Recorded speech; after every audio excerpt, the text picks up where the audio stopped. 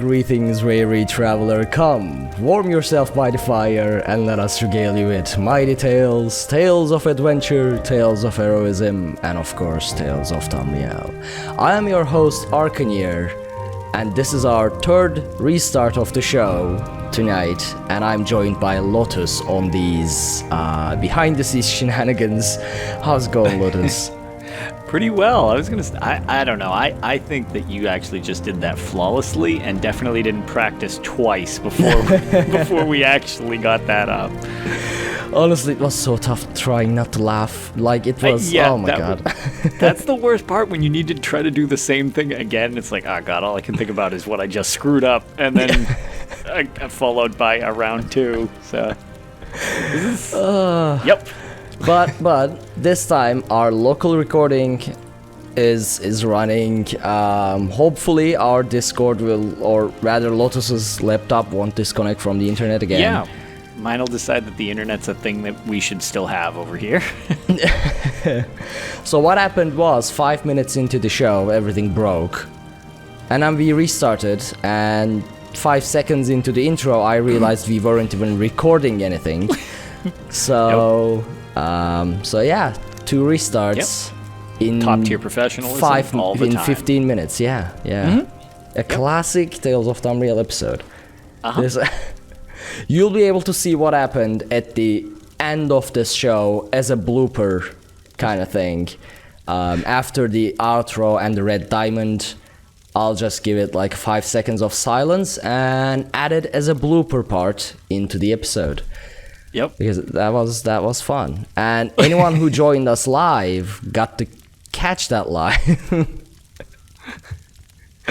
Regularly scheduled dumpster fire.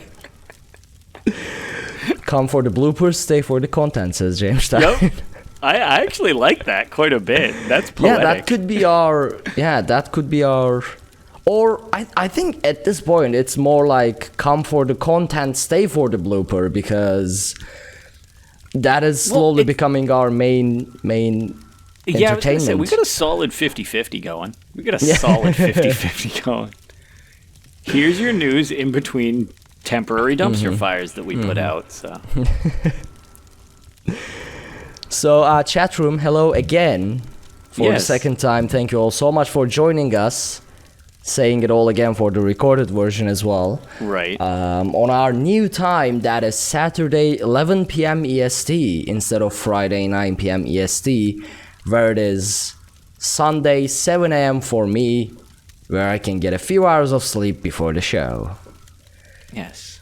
Hopefully this will be, well, I would say, like I was originally starting to say before the internet had enough of me, was maybe this will make things smoother, but if anything, it's shown us exactly how not smooth this will go with our new 11 o'clock time. Yes. That has not started well. Yeah. I mean, for years of doing it at Friday 9 p.m. I guess it wasn't at Friday 9 p.m. EST for years. I actually don't remember when this show recorded before Friday 9 p.m. EST. I have no memory of when this show went live before that. Yeah, I used to just, I would always throw it on just to have it like in the background, but I have a thing, I do it with lore seekers and everything. I don't like seeing it live because then I love being able to listen to this stuff at work. So I do it with lore seekers. I'll just like put up a tab. It's like, hello, I'm hovering in your chat, but I have you basically on one volume so that I'm just there to support. Yeah. And it's like, I need to listen to this at work tomorrow. This is what keeps me like from going crazy. And I think like that's the theme with a lot of people, because that's what I keep hearing. Like, I listen to this at work, so like however long you can make the show, that is fine. And that is also why we are not joining live, basically, so I can save it for when I'm bored to oblivion. Exactly.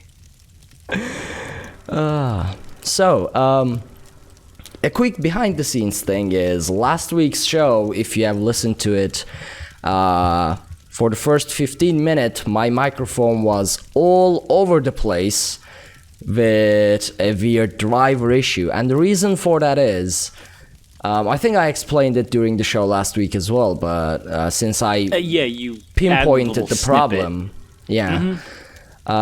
basically what happened is I use this virtual mixer called Voice Meter, and what it does is adding virtual cables instead of actual ones, and instead of an actual actual mixer desk.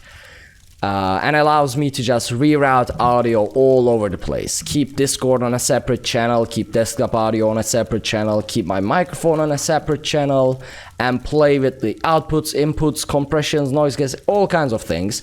The problem is I also use the Focusrite's audio box, which has an audio card in its own. So their drivers sometimes like battle to see which one is the superior one. And I end up with a very messed up audio. So that is, at least to my knowledge, is what happened last week. So instead this week I'm recording separately from Focusrite and from Voice Meter. And if one of them borks, the other one should still be alive. And it should not happen again, hopefully. But if it does, we'll do our best to fix it somehow. Yeah.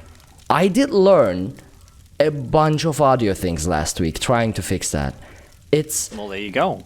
At one point, I was fixing things from the waveforms, like not just individually, but the spectral cleaning thing that shows you the actual frequencies and waveforms. It looks like magic, as it should. And I got to learn how to do that individually as well.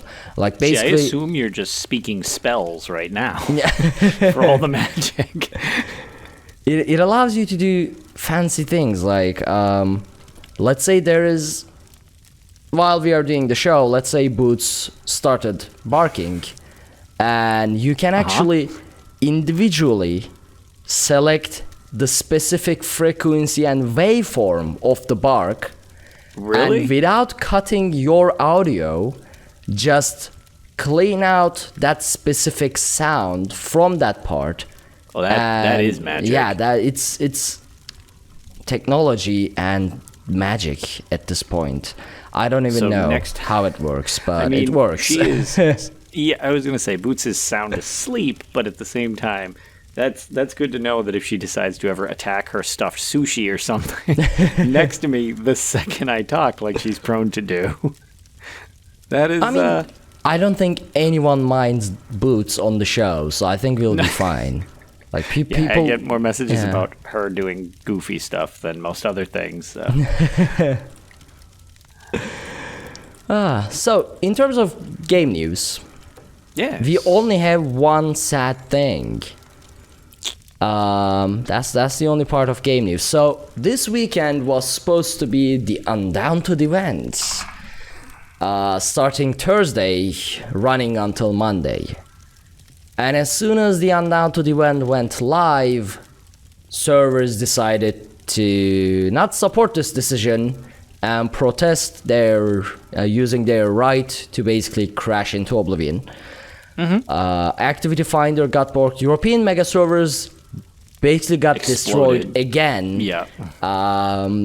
Making it unable to play, like 10-minute loading screens, frequent disconnections, and things like that. So ZeniMax released a statement, which I'll read.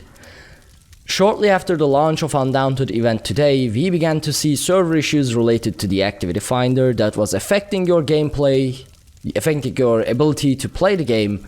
While we did put protections in place prior to the event to ensure stability, these clearly weren't adequate. Our top priority is making sure you can log in and play, so to that end, we have decided to turn off the Undaunted event this afternoon. We know that the loss of this event is disappointing and frustrating, and we have begun discussing what to do in its place. We'll provide an update a little later today once we know exactly when we will turn off the event and what our next steps will be. Thank you for your continued patience and understanding. And after like 2 days, we got another update Just to give everyone an update, we will not be enabling any additional events this weekend while we concentrate on implementing fixes for the activity finder. When we dug into why the issues began yesterday, we uncovered a new problem where certain groups queuing with the activity finder were causing significant database load issues. The fixes we are working on will better distribute the load and impact on the database, and they are currently with QA for testing. We really appreciate everyone's patience while we troubleshoot these issues and completely understand how disruptive it's been for you. Once we receive the testing results from QA, we'll give everyone another update for our plans on Monday. So at the moment, it is still unclear what's gonna happen with the Undaunted event, servers in general, and the activity finder. Yeah, the tickets going forward. I guess we'll wait and see.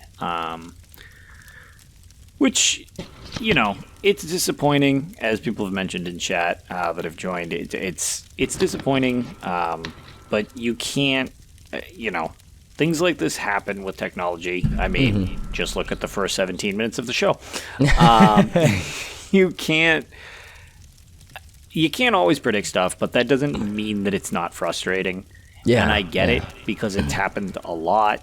But the one thing that I will just kind of say that I made a post on Twitter about this when I saw this, just to spread the word of it originally, was they are, or at least in the past, when catastrophes of any type happen, kind of almost regardless of the level of them, with EU servers blowing up during Witches Festival and stuff like that, they do make it up in a way that honestly I sometimes feel is more advantageous than the event itself.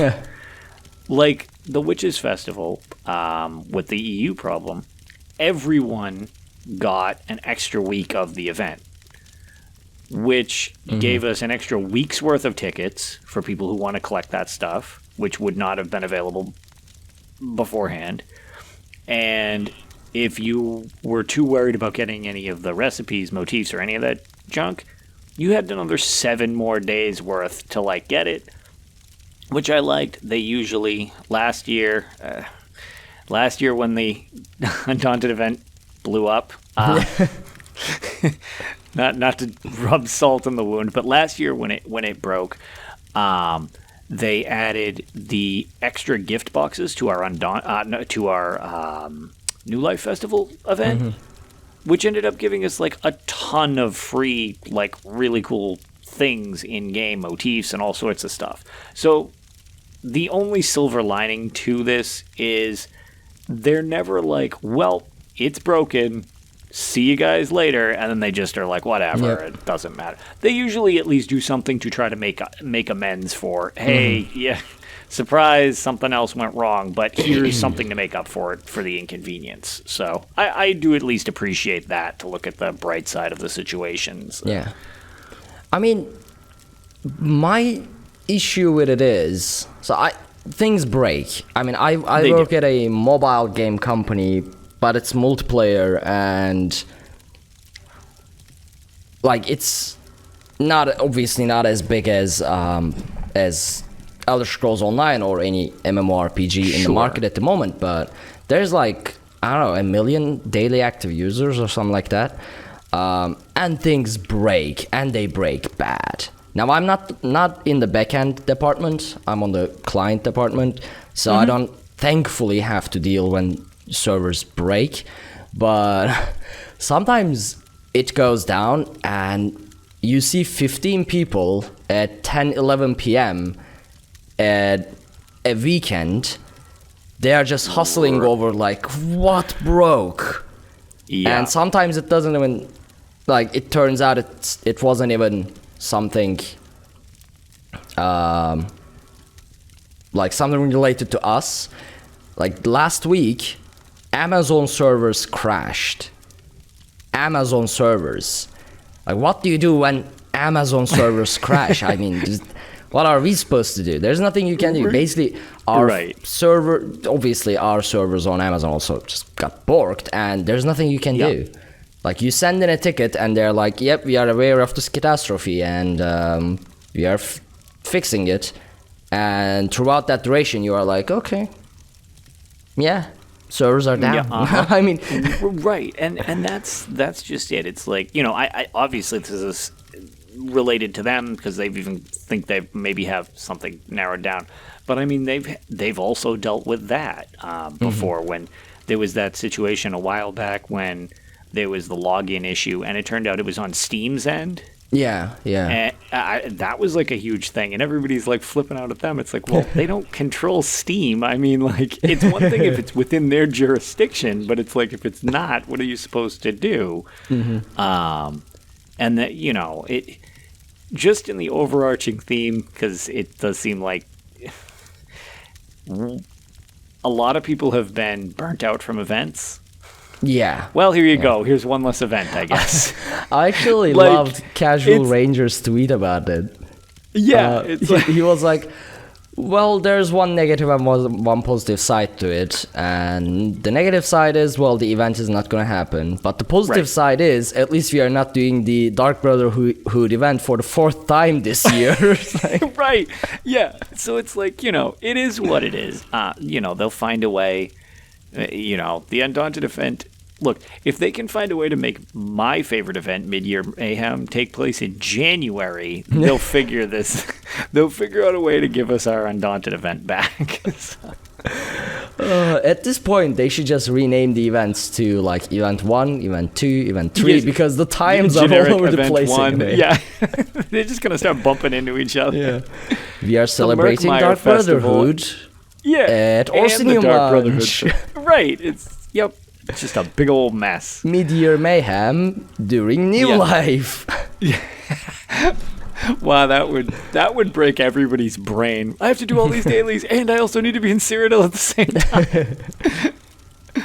So yeah, hopefully they get this ironed out. I do understand people's frustration because it is consistent that it happens, but if you need a break and this stuff is too irritating while they get all these things ironed out, because we did expect with the performance changes, they're probably going to run into several more of these just as a heads up going forward. Yeah. I don't want to speak for them because I don't have any inside knowledge, but expect bumps in the road while they try to fix this seeming spaghetti code from hell that they have on their side. So,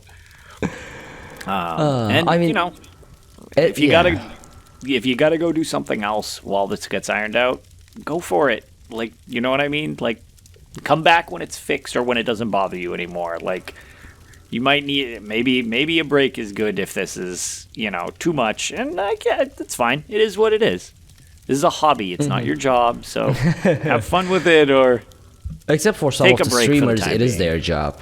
Well, for them, they have a slightly different situation. Although they're usually not even the ones that are all that bent out of shape about it. Oh, yeah. Which is ironic in its own way. But yeah, so.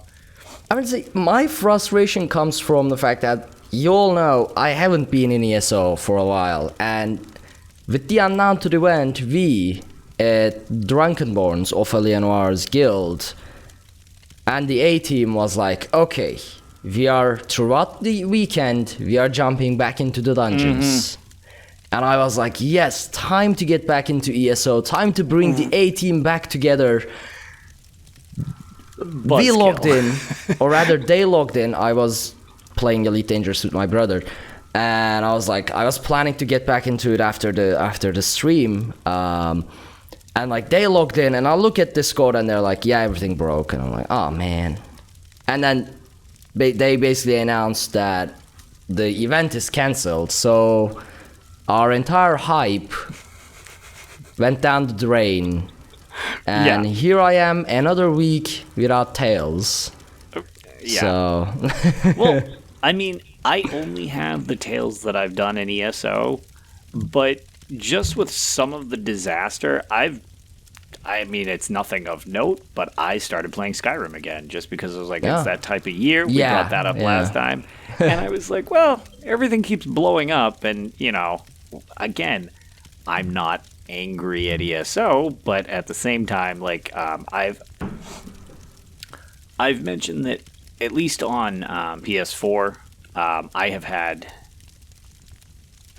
I've had a lot of crashing since the patch. So if it crashes too much and I'm getting annoyed, I'm just like, okay, I'm gonna go do something else. Like, and I'll try again another day. So that's what I've done. So it's frustrating if you're very invested, I'm sure, or whatever. But you know, if it becomes too much, that's kind of the thing. You got to just step back. And a lot of newer players don't remember how bad this was at launch. oh God, yes. Because I do feel like it's definitely been a bit more of a bell curve recently because they've run into some stuff.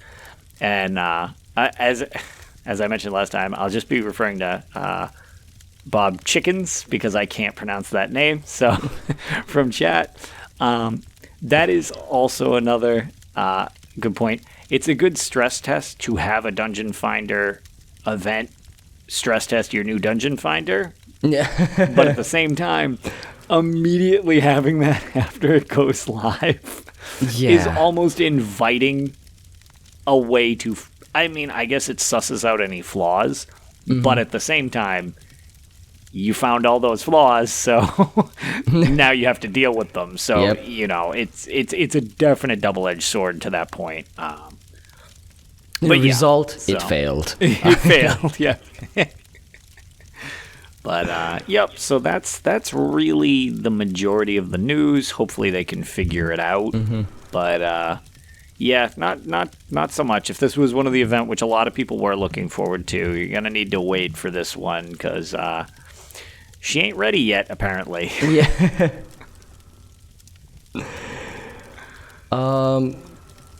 Before we move on to Tales, I'm quickly looking for that tweet I sent earlier today in terms of... I was going to bring those up. Yeah, in terms of people leaving us comments for the show. If only I can actually find it on Twitter. There we go, found it.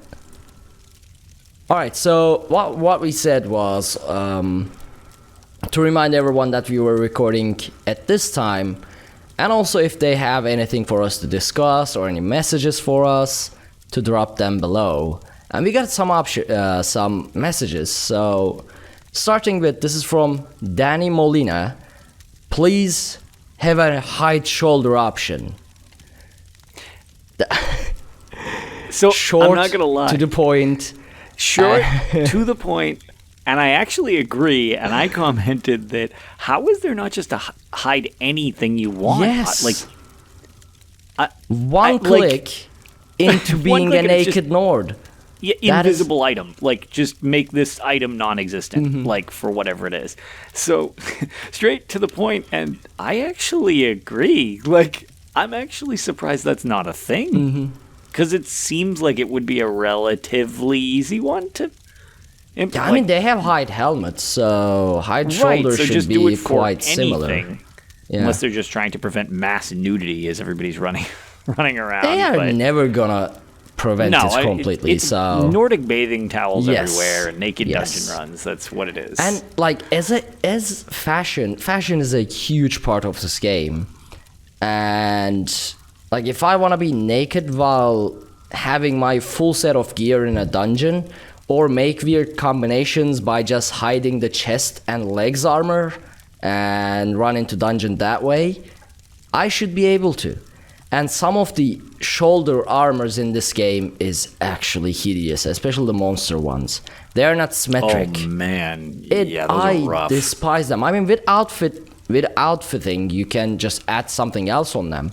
But for example, for robe types, for the light armor, the light armor shoulder pieces, I always hate them because they're like little... What do they even do? They're like little patches of cloth here on your shoulders. Yeah. Like, what are they even used for? They're not gonna protect you from anything. They just look ugly, and they probably just flap around while you're running because they're light, giving away your position as you go. Yeah, it's So yes, height shoulder option. I definitely agree. Yeah.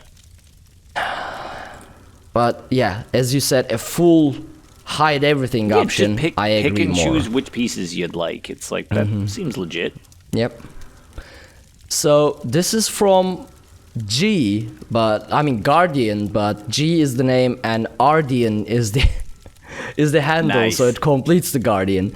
Awesome. Love the show, guys. Thank you.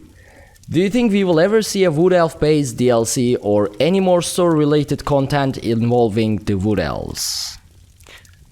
Actually, that's an interesting question. Yeah, I made that comment a while back as I was digging through Valenwood, that it seems like there has the potential to be more there, and I hope they flesh it out more, because between Greenshade and Grotwood, I liked the area quite a bit, and they're one of the Mer races from the Dominion that I don't loathe. Yeah. So they have a pretty cool zone, and I liked a lot of the stuff that related to the Wilder King / Wilder Queen, depending upon who happens to be in charge.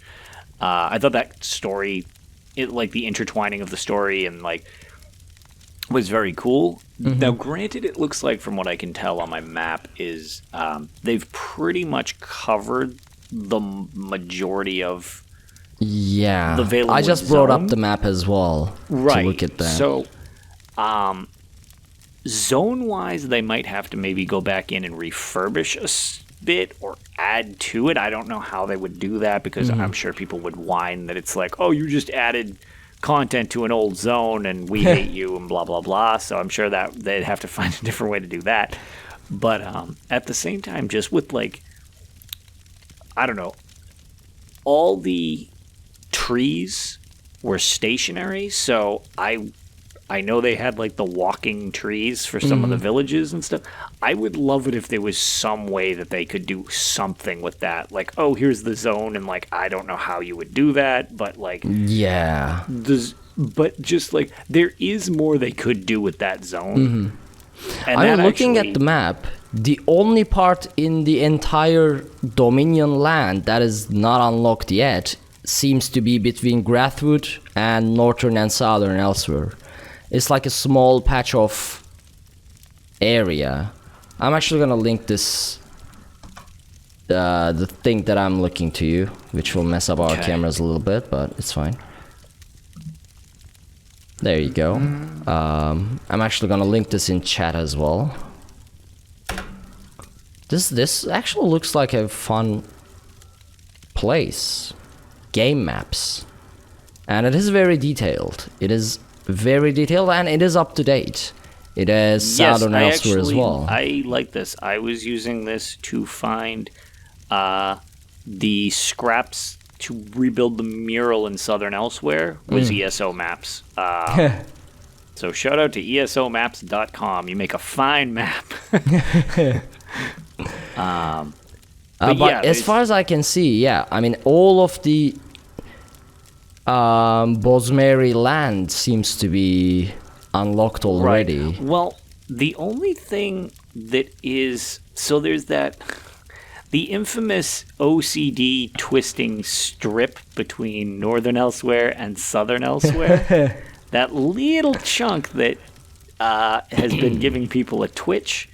I believe, unless I'm terrible at lore, which is possible, that's the Tenmar Forest. Oh, it actually just got mentioned in chat. It is the Tenmar Forest. Okay. Okay, so then I'm not completely insane. So that's the Tenmar Forest, which that could be, I mean, in and of itself, that story, that could be like a zone DLC. I actually have no idea what the Tenmar Forest is. This is the first time I'm hearing it. Oh, the Tenmar Forest? I believe that's their sacred wood. Oh. If I'm not mistaken, it's like the sacred woods. And again, this might be worth fact checking, because I did not look this up. If I'm going to do anything lore based, I like actually having the exact facts. But I think this is the one with where the Khajiit main likes to make his palaces out of their wood, which started the 5-year war. So Tenmar Forest seems to be in Elsewhere. I'm looking at the unofficial Elder Scrolls page. Okay. Perfect. So Yes, it Tenmar would Forest technically be- is south of southern Elsewhere, according to the map in unofficial Elder Scrolls page. Actually, Okay, no, wait, I can't tell where that is, and I can't zoom into that map that I linked. Right. I wonder if this is like a Windhelm in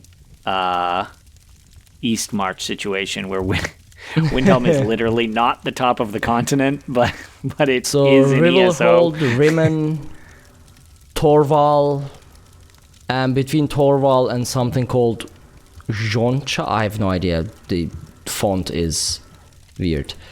But I can't figure out where that is on the map. Where is Rimmen? Isn't Rimmen in Northern Elsewhere? Rimmen is in Northern Elsewhere, yes. Central. That's your capital city that you Oh, started. okay. So the point of it is in South. Tenmar Forest is in Southern Elsewhere, according to the unofficial Elder Scrolls page. So map. I wonder, so with how the map is broken for ESO, I would assume that it's technically Southern Elsewhere, but because that strip is not covered, it's south of Northern Elsewhere, which would be like in that strip. Which you could have, I guess. Yeah, you know what I mean? Like so it could kind of wedge in the middle, which would lend credence to the fact that it would be the Tenmar Forest, and they could probably have a story just in and of itself with that, which would be kind of interesting. And then, you know, you could... I mean, ESO's map is a little bit different than, say, Oblivion's map in Correct. terms They're all of a little- shape. Yeah. So that is possible, yes, because it is left of Senchal, like northwest of Senchal, according to the map in unofficial Elder Scrolls page. And if we assume the map is a little bit more stretched, then northwest of Senchal would be that patch of empty area, and that could be Tenmar Forest, yeah. Right. So that I could see them making a pretty good story out of that.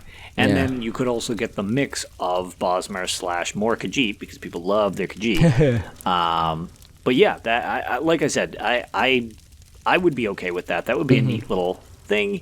And as other people have mentioned, that just swath of nothing in between Northern and Southern Elsewhere, I'm just like, oh no, please don't do that. Please don't do that. But yeah, that's the only place I can think of that could have a Bosmer focused story to without all this. needing to recycle back into one of their zones. Yeah. I mean, it is too small for a chapter, but it could be 100%. a DLC. I mean, if you look at Abbas Landing for Thieves Guild, for example, exactly what it I'm is thinking. in Or the similar Gold Coast. size. Yeah. Gold Coast is a tad bit bigger. It's Same thing. So's Murkmire and Clockwork City. They're a little bigger, but it's that same, like, and actually, I guess, theoretically, this would be the comparable one to those right now. And Southern Elsewhere is actually much larger. Yeah, it is. Northern Southern Elsewhere, Elsewhere is I like thought Murkmire. Right. Whereas Northern Elsewhere, I felt was a little. I mean, it was big and there was a ton to do, but it was a little smaller compared to the Somerset Islands. The problem with Vardenfell. Northern Elsewhere was that the map is big, but most of that map you can't do anything because of the mountains. So, just since we're on that topic, before we go past that, have you started? You haven't started Southern Elsewhere yet. No, the Dragonhold DLC. Okay, well, this isn't Might any as well do spoiler or that anything. tomorrow. But if you thought it was hard to navigate Northern Elsewhere, oh boy, will you try to navigate Southern Elsewhere? Oh god. It's just a murder factory. It's like, I'm just going to run off from this cliff. Oh, nope, 1,000-foot drop, insta-kill like 14 people. I'm just like, oh my god. Like, it is so hard. It is gorgeous. It's actually, like, super, super pretty. I like it more than Northern Elsewhere. But, oh my god, it is a freaking death trap. I'll have to see. I mean, I do love dropping from cliffs, so I can usually fun for survive me. them. And in this one, I've taken to advanced trolling techniques that I have been giving to you before you go into the zone about directing dragons. So after your dragon fights, just sprint off away from the dragon with like real determination, like you're running to a next dragon, and people will like assume you know where you're going, and then just put on the brakes, and they will just go over the cliff like a waterfall, and you'll just kill so many people die. I'll have to try this. Yes, I'll have to try this. Miss Von Jamstein says, by the way, I'm pretty sure it is where the humanoid Khajiits live, hence Bosmer Khajiits. Oh, those.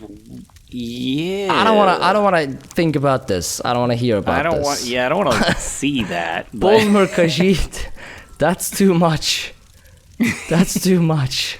Bajits. Oh no, Bajits. After W Dragons, this is our Also, the W Dragons. Look at the map I linked you. Yep. And look at the patch of smallest area between the Rift and Cyrodiil. This is gonna give me an aneurysm. Oh no! Why would you even show me that? What even? Is that the Pale Pass? That might be the. No, I think that's got to be the Pale Pass. It's either Pale. Hold on. Pale Pass, Elder Scrolls. I need to see this on the map. Yeah, because I was going to say Falkreath is off to the left side, so it's got to be. Yeah, it seems to be the Pale Pass. On Elder Scrolls official page, there's got to be a map. Open the map, make it bigger. And yes, that's gotta be the Pale Pass. Okay. Well, that at least makes sense that it's Actually, there. No. Hold on, I'm confused. No, please. This is not a map. Tell me that it is. Oh, I closed my browser. I'm the so little bits of the map that are just missing. Like, I want the mitten part of the mainland of Morrowind. Okay, so the Pale Pass is a secluded pass through the Gerald Mountains on the Cyrodiil Skyrim border. Then this will be the Pale Pass, yes. Yep, that is the Pale Path.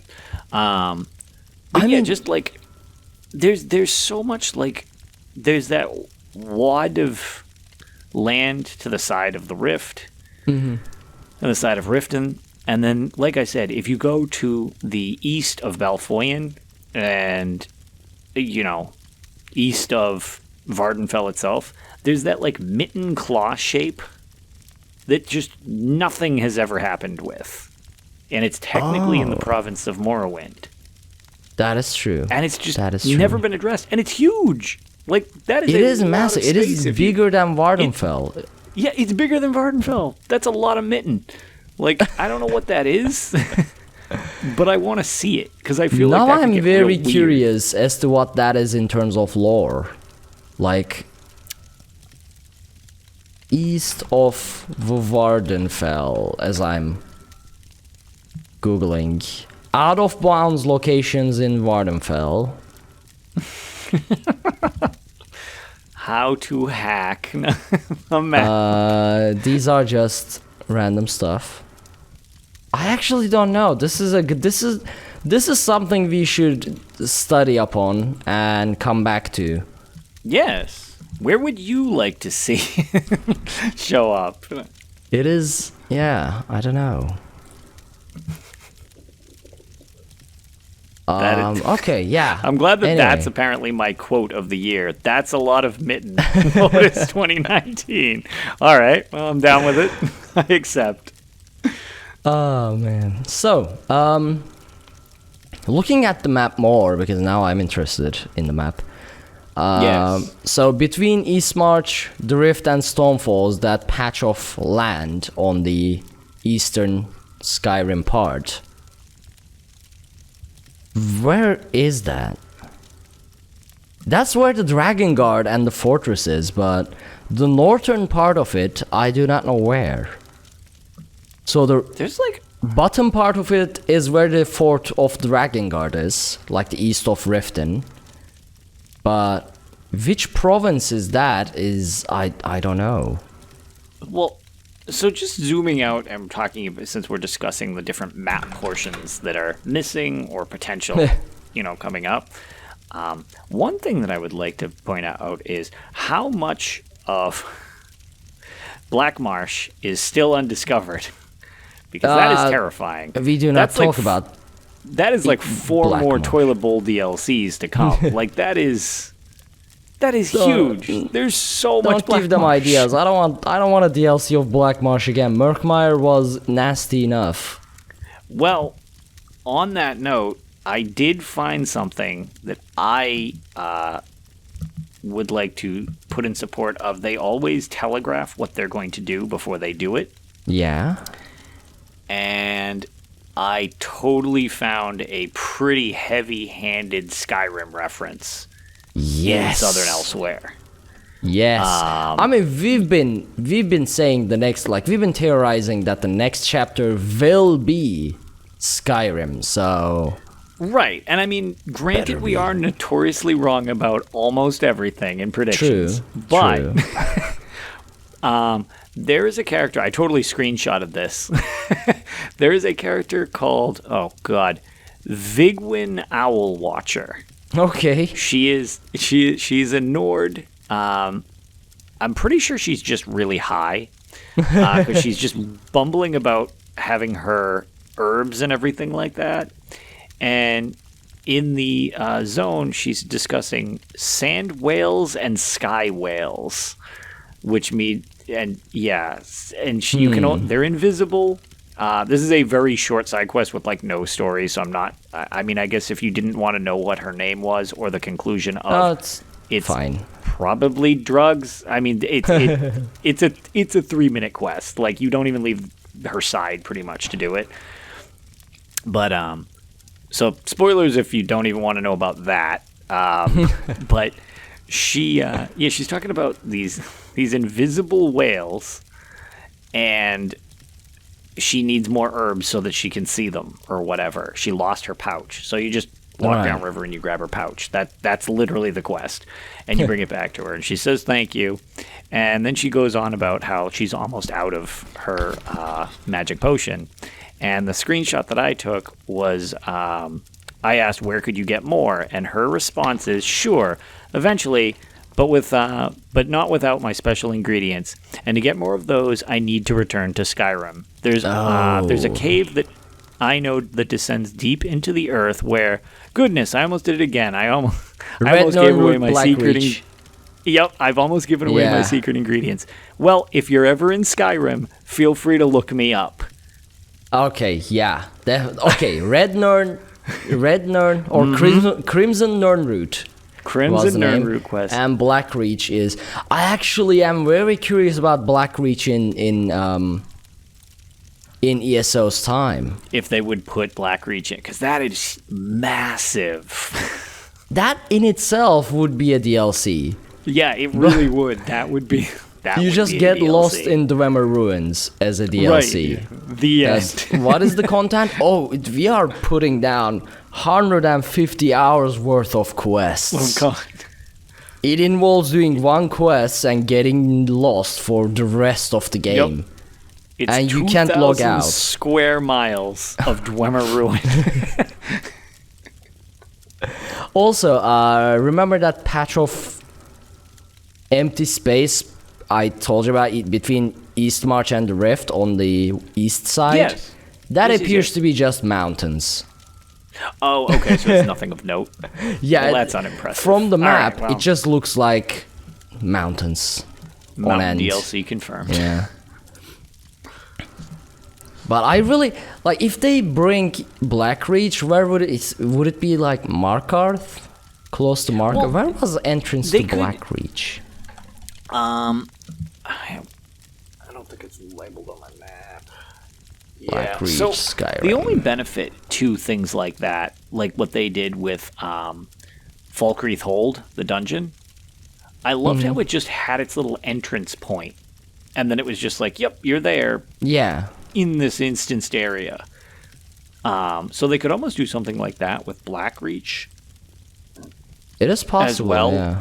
And then they could put it on the roundabout bits like the like Cold Harbor or Artaeum or the Clockwork City, and just have it be around the Orbis. Blackreach whatever is south of Dawnstar, west of Winterhold. So, okay. so it's All northern right. Skyrim, Yep. which means, I mean, I've been dying for a Winterhold chapter with College of Winterhold and Winterhold before the absolute destruction. That would be awesome. Also, So- Markarth, because I love Markarth. Yeah, but Markarth isn't part of. Like, Markarth would be a different part because. It's far to the west is basically Yeah, you can yeah. go. I mean, it is the westernmost point because it's built into the mountains. But I just mean if they're going to do something Skyrim-y, just make it involve Markarth as well. Just stretch it all. You just give it all to us. It's fine. Yeah. I mean, to be honest, like, we had a Season of the Dragon. We got Reaper's March. I mean, not Reaper's March. Elsewhere, Northern and Southern. So we can get, like, a full-on Skyrim season, and we can get the entire, like, Jarl March, and then the entire Western, everywhere. All of Skyrim. Unlock it in 1 year. Come on. Nothing's Yeah, holding you back.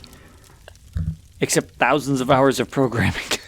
No. It's fine. It's fine. It's fine. It doesn't matter. It's Work everything like is 750 hours a week. It'll be fine. I mean, hire me. I'll work 750 hours a week I'll to do make it as long as you Skyrim. can let me see what they're building. Yeah. Come on. Also, as for Pale Pass, you know how it's very small patch of land? I mean, it's too small for a DLC, but it's not too small for a dungeon DLC. They could drop a dungeon there. Oh, most definitely. Like, make Pale Pass into a dungeon. I'd be all That for could that. work. Same aesthetic type of thing as Scalecaller Peak with the frosty ascent up the cliffs or whatever. Because the Pale's very similar structurally to that, except less in a cave. Yeah. Like, It's a fort, but it's still right. up in the mountains, so I can see it work.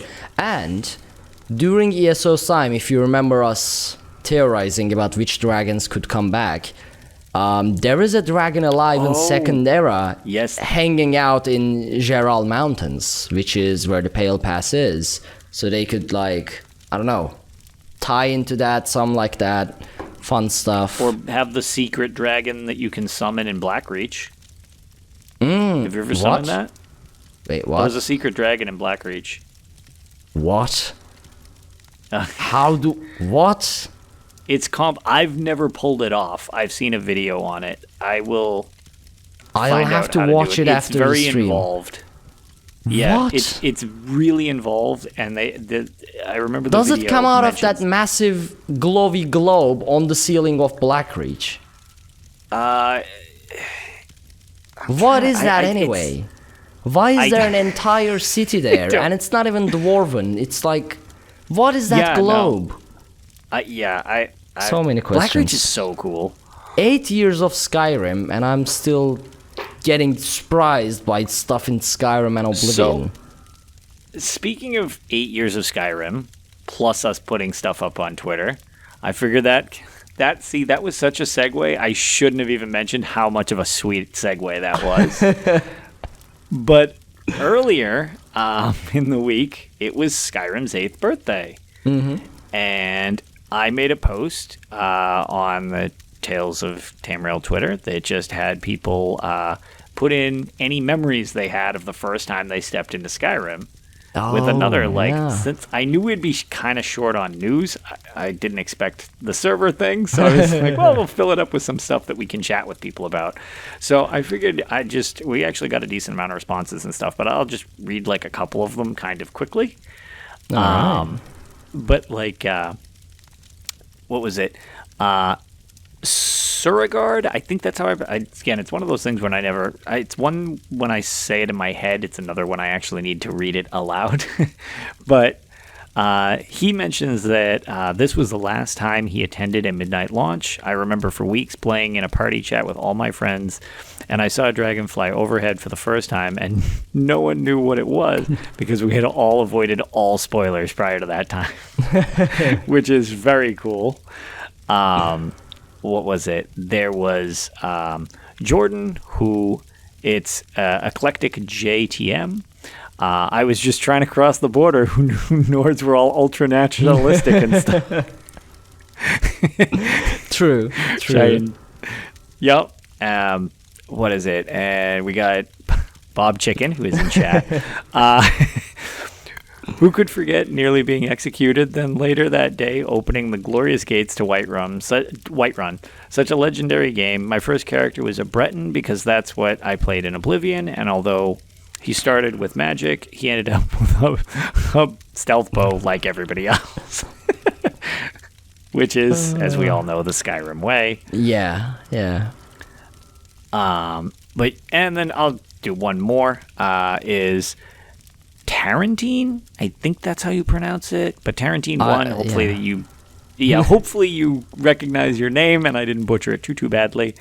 But for the first time walking into Bleak Falls Barrow, the sounds and the atmosphere, it's amazing. It took me 2 hours to explore, which I think that is a super common thing, is to just literally get swept up into like, what is this?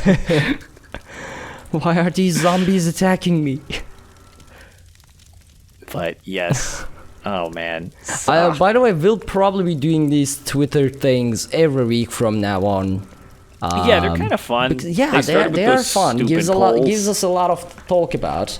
I mean, we've been, just because of Guardian's message, we've been talking about Tamriel Map for the last 20 minutes. Exactly.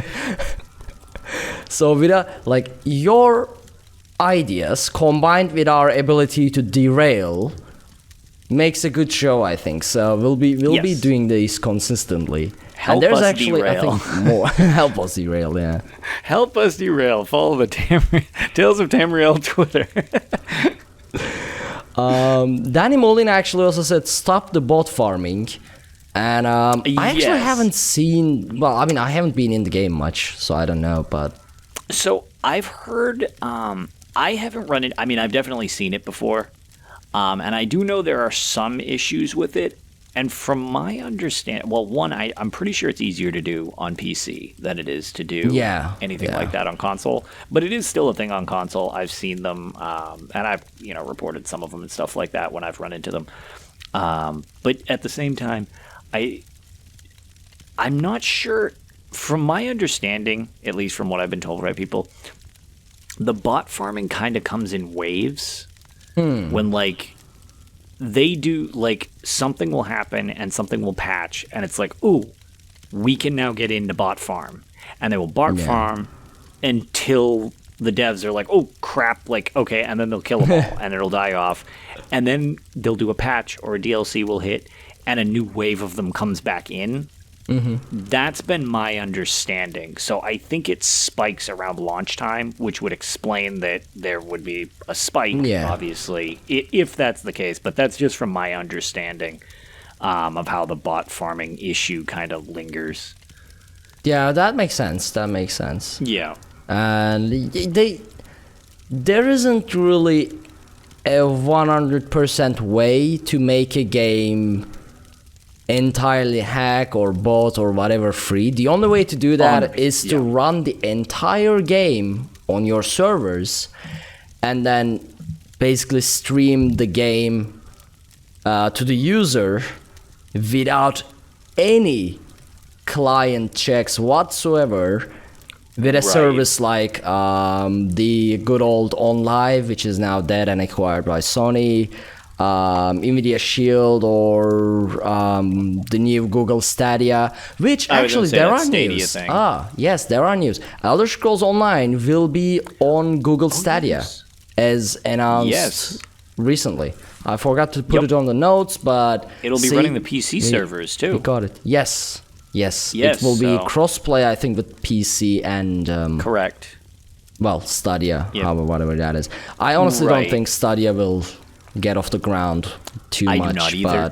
But so if that is something you're interested in, be careful. Google does drop their projects, and I don't think this is a sound one. But I mean, just to think about it, half the world don't have access to the internet speeds that will be pleasable with a game streaming service, which is why OnLive died in the first place. I actually had a not thesis, but like a project about this during cloud programming class. Like, it's one of the reasons that these services fail is because like OnLive worked perfectly, but it was so out of time. People didn't have access to Google Fiber or whatever at the time. It was very rare, so people couldn't play. So Sony went in and swooped the entire thing, and then they made their PlayStation something that allows you to stream between your devices, something like that. I don't have a console, so I don't remember. It's called, and it wasn't a thing at the time. On mine. It's called SharePlay. Yes, that. PlayStation like Remote that. Play. Sorry, theirs is Remote Play. Because that may or may not be how I stream. Ironically, when I stream now, because of countless disasters and everything else throughout my streaming adventures, if I don't stream straight from the potato-style console, I actually SharePlay to my own computer. So essentially, I'm playing on PC, except it's processing on. That's why I'm like, as much as I would love cross-play, if they would just do what Destiny 2 does and do a cross-save, yes, that would be. I would be okay with that too, because as I was discussing in chat with the Jamestown, I would totally port my PS4 character over to console, because now my computer could run the game perfectly fine. So just totally not an issue. Ask for like, I don't know, $30 transfer fee. I would just, or copy fee, not transfer, but copy fee, $30, whatever. Which I would just buy a console. I don't have a console at the moment. I would buy a console to transfer my character to console so I can play with people. Right, and I would do the opposite given the option, because like the big thing was when PC was out and then console launched, there was a $20 limited time you could copy your PC character once over to console, and you could bring it to the console of your choice. Yeah. I would love it to have that be a thing that goes back and forth. And again, that's fine. It doesn't need to be free. Like, because I've actually heard that although it seems easy, I've heard very, very tedious to do. From experience, and is not as automated as it is a messy situation to copy accounts. I've heard that. I've heard that it's pretty awful, actually. Yeah. So again, not that nice. Wouldn't bother me if I needed to pay for it. Okay, that's fine. Yeah. What were we? Right, the Stadia. So No. Even now, yes, we were talking about Stadia. How did we? Nailed it. Even now, like the amount of streamers I see that are constantly struggling with their ISPs in the United States. Yes. It's like insane. I mean, if you can't even provide a stable internet for streaming, how are you going to provide a stable internet for streaming an entire game through a game streaming service like Stadia, whatever? I think it's going to be not what they expect, basically. Yes. Also, thank you, Hunter Shadow, for the sub. Thanks so much for the subscription on Twitch. Appreciate that. Right, so I think that's the end of our news and everything. News and rambling section? Yes. I mean, as I said, I don't have Tales, but take it away, Lotus. Okay, I don't have a ton either. And actually, I almost forgot about it, but since we did the kind of looking back on Skyrim, and I had mentioned I was playing Skyrim, but there's nothing really of use to talk about because I really have just been grinding gold so I can buy whatever I want while doing something else. I figure in my own terms of this, because I don't believe I've ever told this story on the podcast, of my experience with Skyrim on launch night on 11/11/11. So My buddy, Vinny, lived at the time down in Connecticut, which is not where I live. It's toward the... It was about 4 hours from where I live. So earlier in that week, Call of Duty Modern Warfare 3 came out. Oh. And I went to that midnight launch because at the time I was actually in game battles. I would play, I guess you'd call it semi-pro or whatever. I used to play in tournaments for money and stuff like that. And Call of Duty, Gears of War, See, stuff that's like that. the part I didn't know for you. Yeah, so I used to be... That's why I have the obnoxious competitive thing when I don't like being told I can't accomplish something. It's like, you can't do... this thing in ESO, and I'm like hell I can't. So, but I also have very little experience with games like this by comparison. So, I was at that launch, and I had been up pretty religiously practicing with a lot of people in Modern Warfare 3, and that Tuesday was when that game launched, which would have been 11/8/11. So 3 days later, Skyrim was coming out. So we decided we were going to go to that midnight launch as well. So I drove down to, Connecticut to visit him, to go to the midnight launch down there. And I got caught in a hurricane on the way down, which gridlocked traffic for 3-ish hours. So I arrived just before we needed to leave for the midnight launch, which was rough because it was a long drive and I was pretty sleep deprived from actually being up practicing with Modern Warfare and just binging out on it from the previous couple of days. So we went to the midnight launch, and I remember being really surprised by how many people were there because I always considered Elder Scrolls that was my nerd game. And the Modern Warfare 3 launch, there's 1,000 people there, and we're playing cards, and everybody's just bros and stuff. And we show up to the Skyrim launch, and I was like, why is it out the door and down the street? How are there this many people here? Isn't this this is my nerd game. How are there so many people here? But we go in, we get our copies, we leave, we're all excited, we're going to stay up and binge again. And I realized I forgot to bring my TV. Oh. So we had one TV, 2 Xboxes, 2 copies of Skyrim, and only the ability to play one of them at a time. So, Great. So we took turns. We figured, I'll play for a while, you can play for a while, we'll probably design characters for a while. And my turn was incredibly short because I made my character and I went to Riverwood after the dragon sequence, and I said, hey, look at this chicken, and I killed it. And everyone went insane. Yeah. And for anybody who's played Skyrim, there are no guards to surrender to in the first city. And I didn't know where I was going because the game had been out for 40 minutes. So I think I tried to defend myself for about an hour before I decided there was no hope. And I stopped playing that game pretty much immediately, which was awkward because I grew to love it. But I handed the controller over and basically resigned myself to breaking Skyrim shortly after starting Skyrim that night. And so that was my midnight launch experience. But yeah, otherwise, the only other things I've done, they're pretty quick ESO things. I had mentioned the my proof for the next Skyrim thing from that quest I had talked about. Last night, shout out to some of my guildies, they were looking for a VDSA run to try to get a healing staff.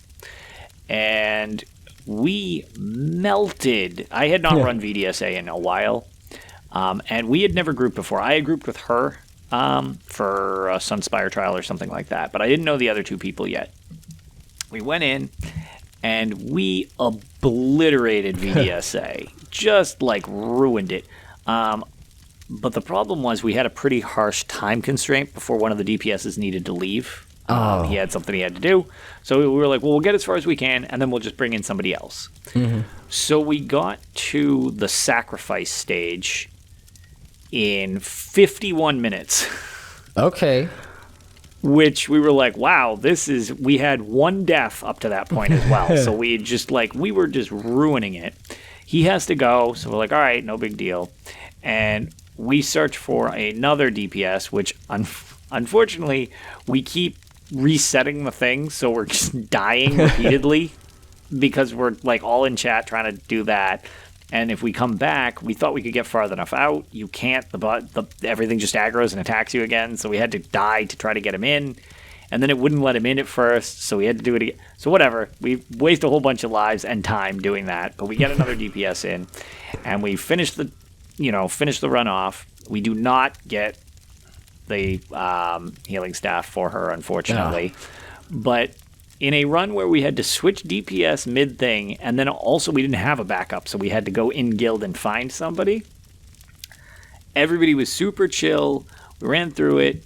We actually even made the leaderboards. Oh, wow, okay. I think we were 89th, like out of 100 or whatever it was. While switching, we just barely went over an hour and a half time. And I was like, that was like the easiest VDSA run I've ever run. And it's pretty funny because, man, I had not run that in at least a year.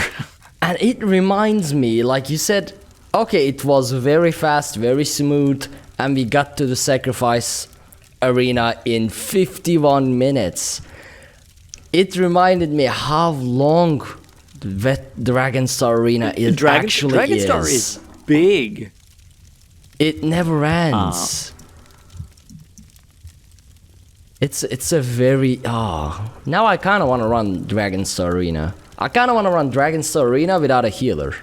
See what happens. I've actually done that before. It's hit or miss. So it's actually pretty good because you can burn through stuff real quick. But the one thing that is super great is if you have somebody who has inner fire or a taunt of any type. The same approach you do with the healer, where you have the healer taunt the Ebony Warrior for the final fight over the gate, while actual tank pulls the 4 mini bosses away to the fire pits. If you have a DPS who can do that, you can melt him so fast if people are... Oh, that makes sense. You almost can bypass like a full phase, like just because you destroy him with just the extra full damage bit. Yeah. And that's largely a tank test more than anything else. It's like, okay, can the tank That is actually my favorite, one of my favorite fights to tank, because you don't have your healer, because your healer is busy tanking the Ebony Warrior.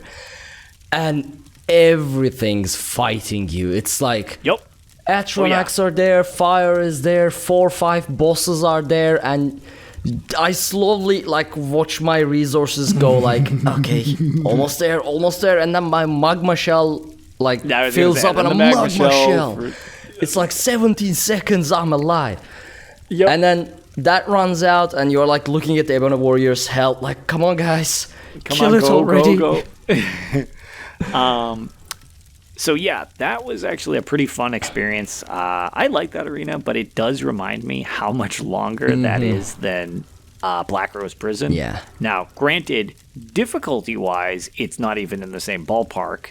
I saw on Twitter, haven't seen the video yet, someone two-man down, veteran Black Rose Prison. I forget who it was, and I feel bad because I saw that too. Hold on, I recently followed them, so I should be able to get the name. I was going to say, shout that out because, I have not seen that either, but that is... I don't even know why I would try. Okay, I mean, I guess we try. JDub TV. Is it JDub? Yes, okay, it's twitch.tv/JDub, apparently. Yes. He two-manned and this is the first time I'm hearing about him as well. Like, oh no, he's like, he likes doing psychotic content stuff. Like, I mean, that is the most psychotic thing I can think of. Veteran Black Rose Prison with just 2 people. What? Right, and I'm pretty sure he's done Frostvault hard mode and Vaults of Malatar hard mode with 2 people. It's just him and one other person. So yeah, I haven't seen it, but I've heard of that as well. I mean, I'll have to watch because what I'm curious is, what do you do differently that matters this much? I mean, I assume they just are crazy good at dodging stuff at the same time as continuing. Like, they obviously have to have crazy damage in practice, and I'm guessing it's just they have a way of they've got to have those mechanics down to a science to just dodge. Because the only mechanic that I'm thinking that you can't dodge and you would need to disperse the damage is the plague swarm, like the swarm of flesh flies. Right. Other than that, hypothetically, I mean, if you're good enough, just like VMA, where what is it? Ganondorf 9000. He is a absolute incredible DPS. They have a they actually helped me out for the level up for lungs thing. They jumped in the stream and was just chatting then, but they've got a YouTube which shows some of the crazy crap they do. And one of my favorite videos was beating VMA with the bucket helmet. Oh, what? And the broom. And I'm pretty sure they flawless conquered the entire thing because they just never got hit. It was just they just don't get hit. They just have the mechanics down to such a science. It's just like, I'm just gonna dodge roll everything forever. And I mean, I don't think I am that good in anything in life, and that includes like basic life functions like breathing and stuff. Like, yeah. So like, what? That's just it. Where it's like that was like one. It's and I mean like to that much less impressive degree. Like, I assume that if somebody did what I did to scrape myself past the finish line, yeah, that is because like I mean it became a thing where, how can I put this? It became a thing where I was so incompetent and unable to do VMA as a tank that I was just like, if I ever mess up, I might as well just restart, because there is just not enough damage on the planet that I can produce that will kill anything. So it was just like, and when people, I watch videos, back when VMA was new and I was messing with this, and I would watch Deltia or Alcast doing their things, and they would go up and they're talking about like, yeah, you want to get up here and you want to drop your dots on the crystal and then go to the next crystal, and then if you don't have a lot of if you don't have a lot of DPS, you'll have to go back up again, or maybe even a third time. And I'm like, are you kidding me? The one I actually passed on, it was 17 times I had to go up there flawlessly before I could whittle those damn crystals down. I'm like, 2 or 3? I mean, like, oh my God. Clearing VMA as a tank wasn't skill. It was just pure force of sheer that was endurance. That was force of will. That was not talent. That was not intelligent. That was just bitterness, because that is sort of similar to like, I can get through this wall to my right barehanded by throwing myself constantly at it, and eventually in few millennia I will probably get through it. Like, correct. Yeah. There's no rhyme or reason to it. It was just because I could. So I'm sure if somebody, who's well versed in that, it is way more impressive to do that with a bucket and a broom than me doing it on a tank. You are doing way less than I am. It's like, I thought I had it rough. That is insanity. So those are, arena talk aside, the arenas can definitely still be fun. And the only other thing I actually did, and I wanted to shout this person out as well, it's a show of shout-outs. I don't know this person. They did not know me. It was just an interaction that I thought was very fitting to the amount of this community that is just nice. So I did one of my dailies and elsewhere, and I got this purple Khajiit moon rug thing. And I was like, okay, whatever. And then I noticed I got 2 of them. And I was like, well, all right, whatever. I don't know this, so I learned it. And I was like, well, maybe I can sell this other one. This crap sells for a decent amount of money. Like, people like buying this stuff, and housing's the true end game. So I posted it in Zone, and I got 1 million immediate responses of how much. And I'm like, oh, crap. I was like, I have no gauge for this. Like, I don't know. And I was like, so I just put in Zone. I was like, so I'm just going to take the best offer, because I didn't know what to tell anybody. I was like, I'm just going to take the best offer. So whisper me your offer, and that we'll go from there. And people were like, oh, I'll give you 30K. I'll give you 40K, blah, blah, blah. I'll get it. And I'm like, okay, so this thing is worth like a pretty penny here. And the person I want to shout out is Tragic83 on the PS4. I checked first to make sure he didn't mind that I shouted him out. And he messaged me, and he was like, do you know how much that's actually worth? And I messaged him, and I said, I don't have an effing clue. And he was like, okay, it's 80 to 90K. Like, right. Should be about the ballpark you're in. And I was like, oh, okay, I'm getting offers like 30 and 40. He's like, yeah, they're trying to hose you. He's like, that's absolutely not what it's worth. And I was like, oh, okay, thank you. He's like, yeah, no problem. He's like, I just didn't want to see you get scammed if you weren't sure what its value was, because I noticed you weren't like responding in chat aloud what you wanted. And most people go high and let you get talked down. And I was like, no, I appreciate that. So I messaged the highest bidder, and I basically messaged all people back with just like, oh, yeah, I got a bid for 80K, even though I didn't. But now I was aware of how much it costs. And everybody was matching it. Just like everybody was totally okay with that. And I'm like, holy crap, this dude just doubled what I was getting for like offers. Sneaky so zone whatever, chat I ended up selling trades. Right. So I sold it for, I think it was 93,000 gold in the end. And I just messaged him, and I was like, dude, thank you for like just giving me a heads up on that. He's like, oh yeah. He's like, no problem. He's like, this market's a mess. So he's like, it's hard to keep track of. He's like, I just didn't want to see you get ripped off. So I just thought that was very telling of, you hear so much crap in video games about people being, awful and having tantrums over everything. And we definitely have the whole lingering thing of the ESO fam where like, oh, it's a nice... This guy is just a random guy on PlayStation just hanging out, and he just didn't want to see somebody else in Zone get ripped off. And I was like, that's it. That's very nice to just see in this community. It's like, yep, you don't even need to be part of this. It's just some people are just nice. Yeah. So...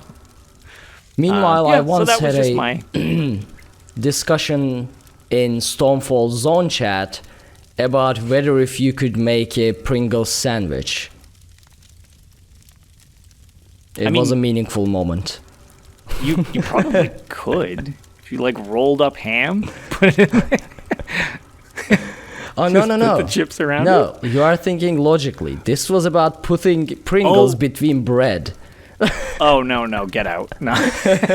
Absolutely, that's totally, no, that I'm not going to allow. I was making the Pringles into the bread and putting the, like, assorted condiments or whatever in between. I will not accept them being the sandwich portion. So, that brings us to the end of the show, but next week is the extra life. Give us the information. Okay, so next week is our big 30-hour charity marathon. Possibly more than 30 hours because I got the Monday off. Yes, so might hopefully go for it longer. can keep going. You can egg Ark on and donate to drag his sleep-deprived levels to a new degree. So what we're going to be doing is we will be starting at 6 a.m. Eastern Standard Time on Saturday, November 23rd, and I will stream for 20 hours straight, which will lead us to a more reasonable time for Ark, and the only time that this awful time zone difference will benefit us. So I will be getting pretty delirious by that point, and then Ark will be able to take over, and he will continue the stream, so I will just switch the host over from my channel. Oh, that'll bring us to something else. Well, hold on. So that will bring us from my channel over to Ark's channel, and the stream will continue there. We will provide a link to the charity. We're having it's my page, but it's been conjoined with the Tales of Tamriel overall thing. So if you look for Lotus of Doom or Mike W or Tales of Tamriel, I should pop up no matter what. But if you want to go to the link, all you need to do is just go to extra-life.org /participant /Lotus of Doom. Just how it's spelled, and that will bring you straight to the page. Again, there'll be links available everywhere. So that will be our donation page. Anything that's donated to my stream itself, so people do bits and subs and stuff like that, which I always appreciate any help anybody does.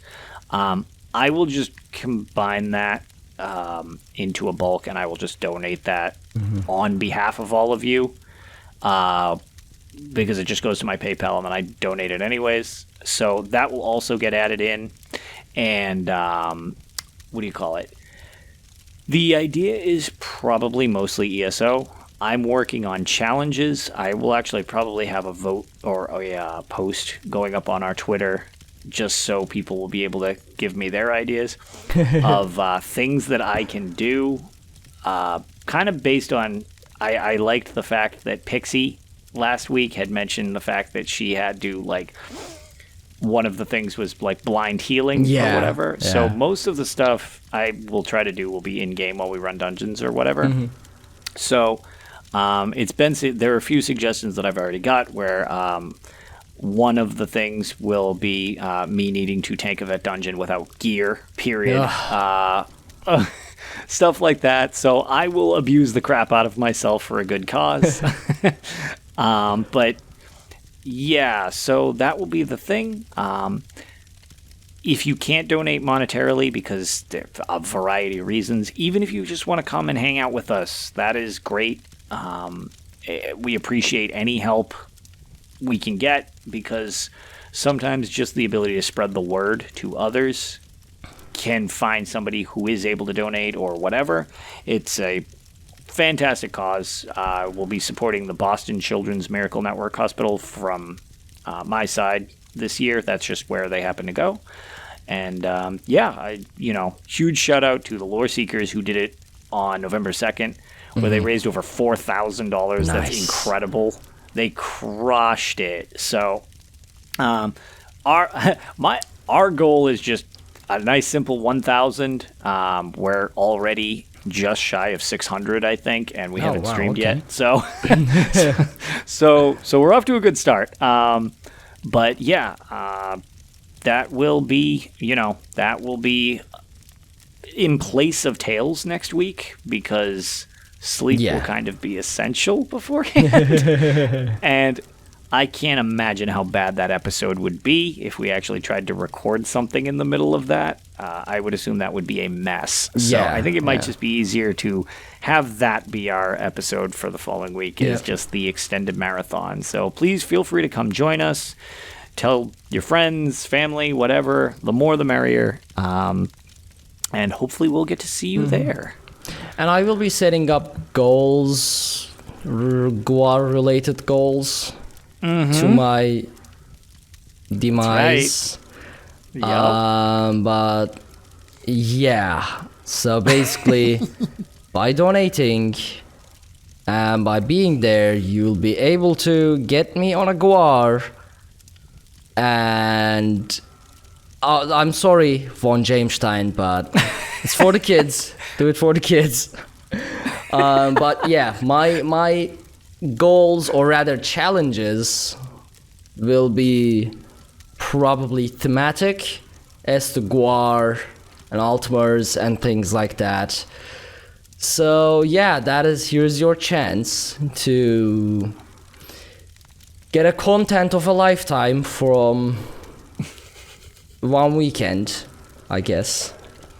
Yeah, also, if you happen to be there at any point, I believe it was Grizz who made the suggestion of, since I really only play my main character, I also technically have a DPS, so there has been suggestions that one of my punishments should be actually to try to run a DPS vet dungeon as Arkhaniir.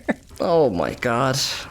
So that'll also probably be another one of my attempted things, because, man, you want to watch how to not DPS? Watch me learn how to not DPS, especially in combat. I can barely dummy hump.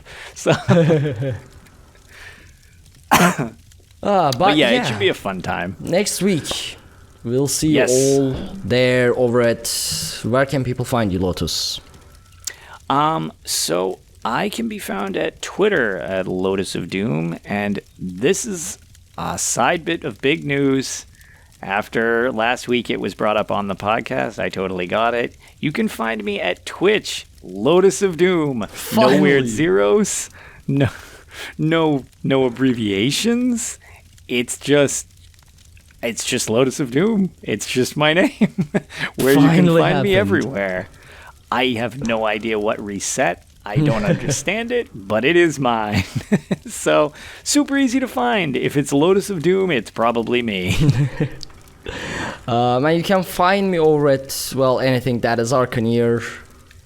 Twitter.com/Arkhaniir, Arkhaniir@gmail.com, and Twitch.tv/Arkhaniir, that is ARKHANIIR. And I really agree with Miss von Jamestein that Mr. von Jamestein, Lotus of Doom, should go on a Guar murder spree for the goals, just as I would be doing. Oh man, watch a grown man weep on stream as I murder Guar for children. This will have to happen. Lotus. I'm sorry. If I'm getting a Guar mount and a Guar pet and I'm riding it and whatever, then you go on a Guar murder spree. Oh man, that's people have been trying to find ways to grief me. That's an unfortunate one. Ouch. I think I've been had. Well, here you go. Hey, next week is gonna be a painful but fun week. Yep. And we'd like to see you all there. That said, that's the end of our show, and we need to sleep. The sun has risen. Mm-hmm. You can follow everything we do over at dungeoncrawlernetwork.com. There you can find links to all of our social media, including Twitch, YouTube, Twitter, and Facebook. Be sure to check out our Patreon at patreon.com/dungeoncrawlernetwork if you want to help support the show, and consider leaving us a 5-star review on iTunes so that people know that we are a real podcast, that we say real words, and sometimes it matters. Thank you all so much for joining on this episode of Tales of Tamriel. We hope you enjoyed it, and we hope to see you next time. Have a great night. Bye, everybody.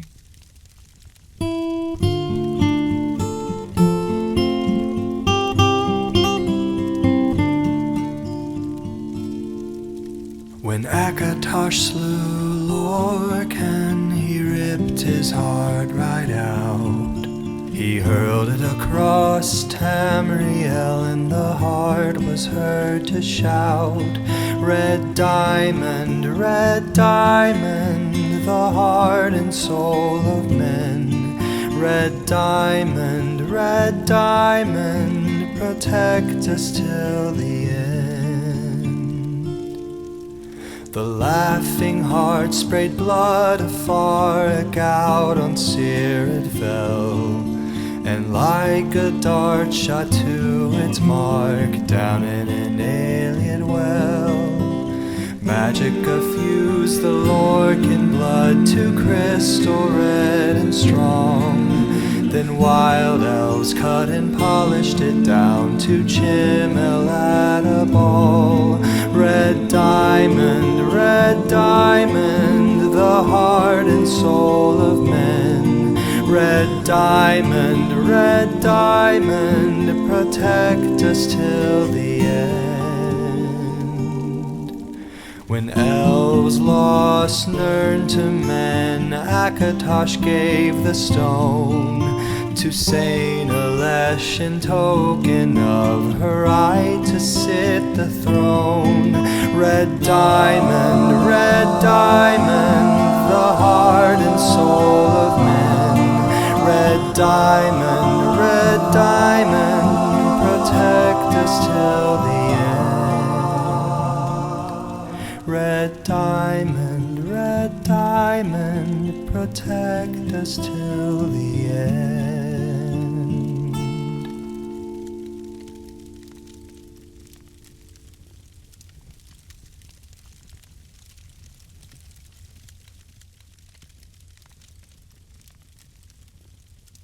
Greetings, weary traveler, come, warm yourself by the fire, and let us regale you with mighty tales, tales of adventure, tales of heroism, and of course, tales of Tamriel.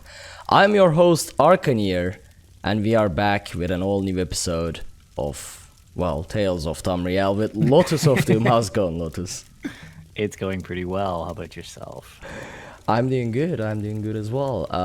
So our camera, oh, there we go. So the cameras were all wrong for a moment there. Great. Because, yeah, basically because Discord brought out the chat window. So both of our cameras were pushed up into the, they were only seeing our, like, chins. And I got confused and botched my introduction, but that is fine. Hopefully we have... No, it's off to a usual start of Yes, nice, smooth, slow, right off the rails. Before we begin everything, thank you all so much for being there in chat room, joining us live on our new time, which is Saturday, 11 p.m. EST. I see Disturbed Wet, I see Miss and Mr. Von Jamestein. Yeah. Thank you all so very much for being here. Good morning indeed for anyone who's in Europe. It was tough to wake up. Yeah. A little bit of an adjustment from the usual time frame, Yes. but for those who instead actually... instead of 4 a.m. it's now 7 a.m. But that means instead of staying up until the show, I can actually get a few hours of sleep before the show, and that is exactly what I did. So Miss Von Jamestein says better time for us, so hopefully we'll be seeing you more during our live show. Yeah. And I don't even we'll have the show notes open. Iron out kind of like something that works, because like I can say, I mean, you have the biggest shift in time zones to deal with, whereas... you know, I can stay up a little later for the extent of giving you some degree of sleep. So, and I appreciate that. And if you hadn't do that, oh, I think we're off to a slower start because I think my thing froze. Oh, really? Froze? How? Hello. Okay, I think we are disconnected with Lotus. Yeah, he's frozen. Okay, well, this is yet another usual Tales of Tamriel start, so I'm gonna disconnect the call him back, and we'll see what happens from there. The cameras will obviously be all messed up. And...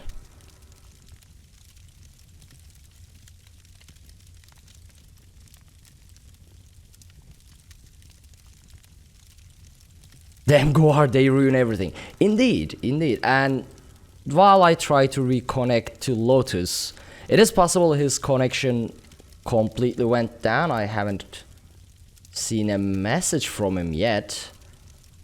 But we are also not connecting.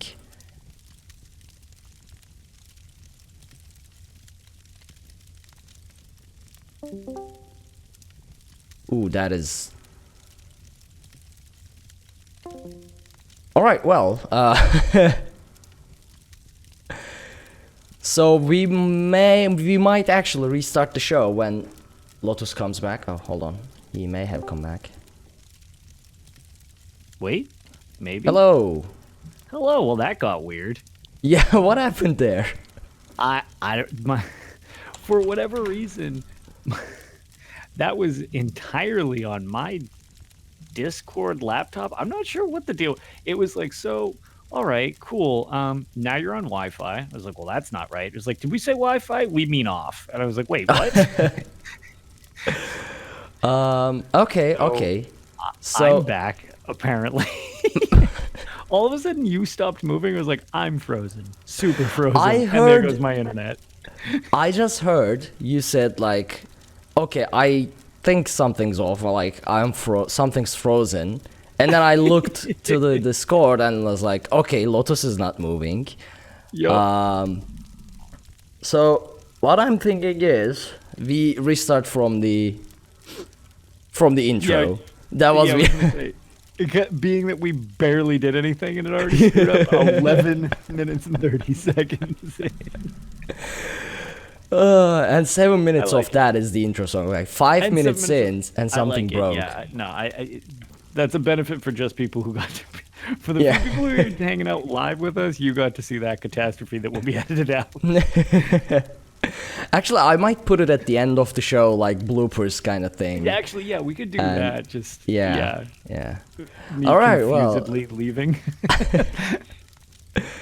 So what we are gonna do is we are gonna go silent again. We are gonna go back to the intro scene, Yeah, and I from love there this. I'll do the intro again. I Oh, love that was this. nice. Yeah. All right, let's do it.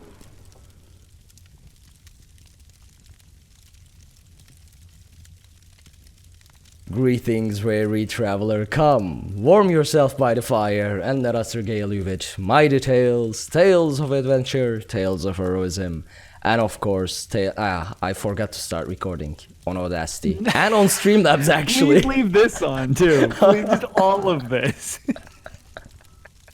So, our new time comes with 112 errors. Oh, I swear we are not drunk. Well, maybe No. on sleep. We might be a little bit drunk on sleep. Oh my Yeah. lord. This is Well, okay, at least I caught that early as well. That made it. That may have been another 5 minutes.